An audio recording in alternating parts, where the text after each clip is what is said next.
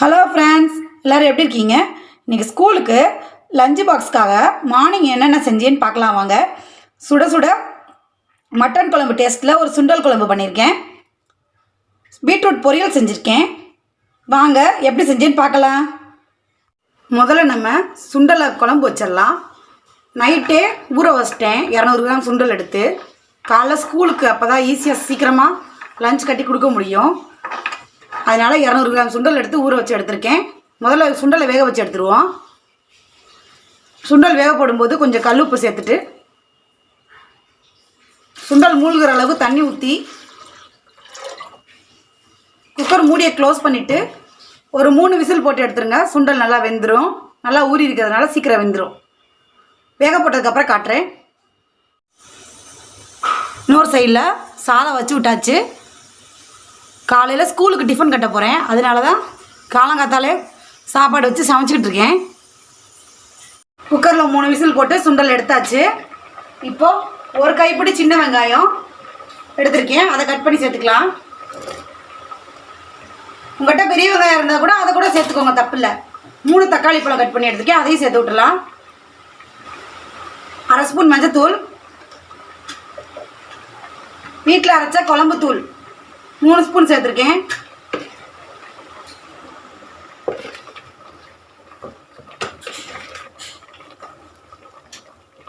உங்கள்கிட்ட தனி மிளகாத்தூள் இல்லை தனியாக மல்லித்தூள் இருந்துச்சுன்னா தனி மிளகாத்தூளில் 1/2 ஸ்பூனும் மல்லித்தூளில் 2 ஸ்பூனும் சேருங்க, கரெக்டாக இருக்கும். நான் வீட்டில் அரைச்ச குழம்புத்தூளில் 3 ஸ்பூன் சேர்த்துருக்கேன். நம்ம சுண்டல் வேக போடும்போதே உப்பு சேர்த்துருக்கோம். இப்போ குழம்புக்கு தேவையான மிச்ச பேலன்ஸ் உப்பையும் கொஞ்சம் சேர்த்து விட்டுடலாம். எல்லாருமே சுண்டல் குழம்பு தாளித்து வைப்பீங்க. இந்த மாதிரி வச்சு பாருங்கள், மட்டன் குழம்பு டேஸ்ட்டில் இருக்கும் இந்த சுண்டல் குழம்பு. உங்களுக்கு சாதத்துக்கும் நல்லாயிருக்கும், இட்லிக்கும் நல்லாயிருக்கும். இப்போ தண்ணி சேர்த்து விட்டுறலாம். அளவா தண்ணி சேர்த்துக்கோங்க, குழம்புக்கு அளவா. குழம்பு கொதிக்கட்டும், கிண்டி விட்டுருவோம். கலந்து விட்டுறலாம்.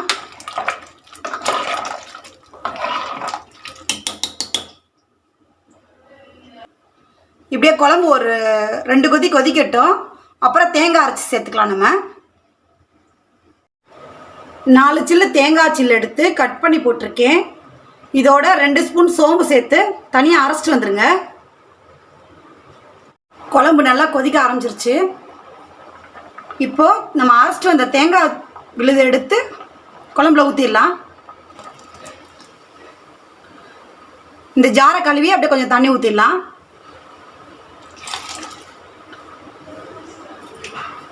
அப்படியே கலந்து விட்டுருவோம்.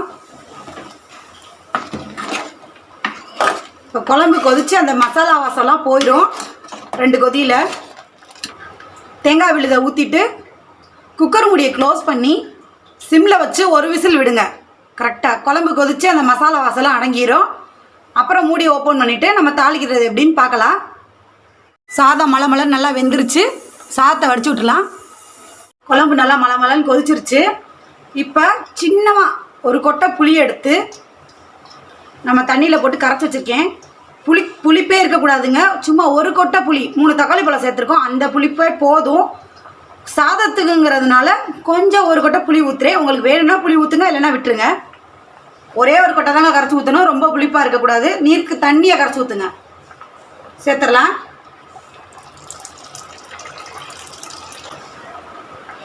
லைட்டாக ஒரு கொதி கொதிக்கட்டும், தாளித்து விட்ருவோம். தாளிக்கிற சட்டியை வச்சு எண்ணெய் ஊற்றிருக்கேன்.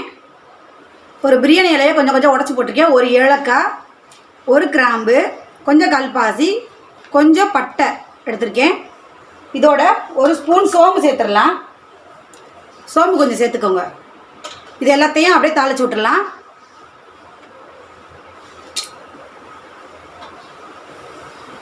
நல்லா பொரியட்டும்.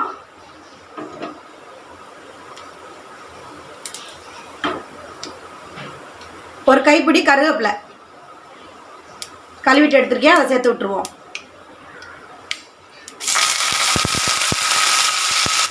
தாளிப்பை கொதிக்கிற குழம்புல ஊற்றிட்டேன். அடுப்பு ஆஃப் பண்ணியாச்சு. இப்போ நம்ம மணமணக்கும் சுண்டல் குழம்பு தயாராகிடுச்சு. நீங்கள் இதே மாதிரி வச்சு பாருங்கள். மட்டன் குழம்பு டேஸ்ட்லேயே இருக்கும் இந்த சுண்டல் குழம்பு உங்களுக்கு. சாதம் வடித்து ரெடியாக இருக்குது. குழம்பும் தயாராகிடுச்சு. அதுக்கு சைடிஷ் வந்து பீட்ரூட் பொரிச்சு கொடுத்துடலாம். ஸ்கூலுக்கு பிள்ளைங்களுக்கு ஹெல்த்தியாகவும் இருக்கும். எண்ணெய் ஊற்றிருக்கேன். 1 ஸ்பூன் உளுந்தம் பருப்பு, 1 ஸ்பூன் கடுகு, பொரியட்டும்.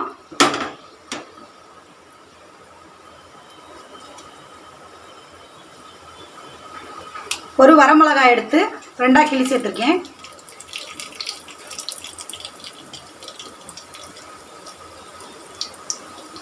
ரெண்டு பச்சை மிளகாவை கட் பண்ணி எடுத்துருக்கேன். அதை சேர்த்துடலாம்.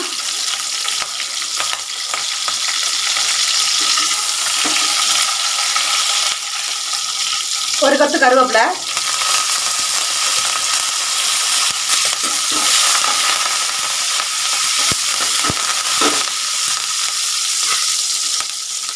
ஒரு பெரிய வெங்காயத்தை கட் பண்ணி சேர்த்துக்கலாம். பொரியலுக்கு தேவையான உப்பை இப்போயே சேர்த்துடலாம். கலந்து விட்டுருவோம்.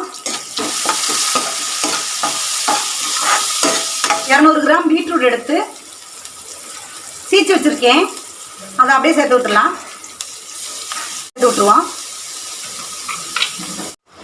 பீட்ரூட்டை நல்லா கலந்து விட்டுட்டு 1 டம்ளர் தண்ணி சேர்த்துருக்கேன். இப்போ ஒரு மூடி போட்டு வேக விட்டுடலாம். வெந்ததுக்கப்புறம் தேங்காய் பூ போட்டு இறக்கிடலாம். பீட்ரூட் நல்லா வெந்துருச்சு.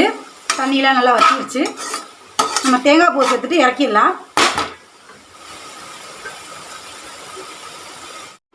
கலந்து விட்டுட்டு இறக்கிடுவோம்.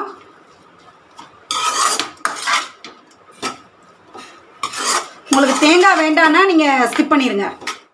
இப்போ சாப்பாடெல்லாம் ரெடி ஆயிடுச்சு. லஞ்ச் பாக்ஸ் கட்டிடலாம் வாங்க.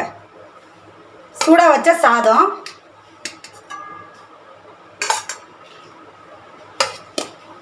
சுண்டல் குழம்பு,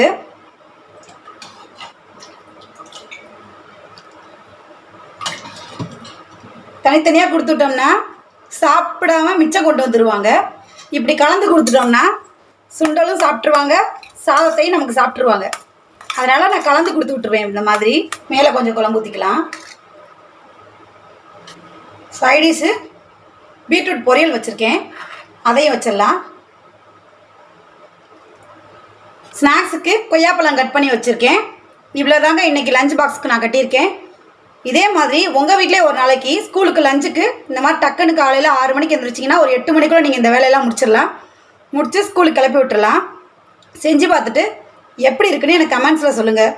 நான் போடுற வீடியோஸ் உங்களுக்கு பிடிச்சிருந்துச்சுன்னா என்னோடய சேனலை சப்ஸ்கிரைப் பண்ணிவிட்டு பக்கத்தில் இருக்க பெல் பட்டனில் ஆளுங்கிற ஆப்ஷனை தட்டி விட்ருங்க ஃப்ரெண்ட்ஸ். அப்போ தான் நான் போடுற வீடியோஸ் உங்களுக்கு உடனே கிடைக்கும். பாய். இன்னொரு நல்ல வீடியோவில் வந்து உங்களை பார்க்குறேன்.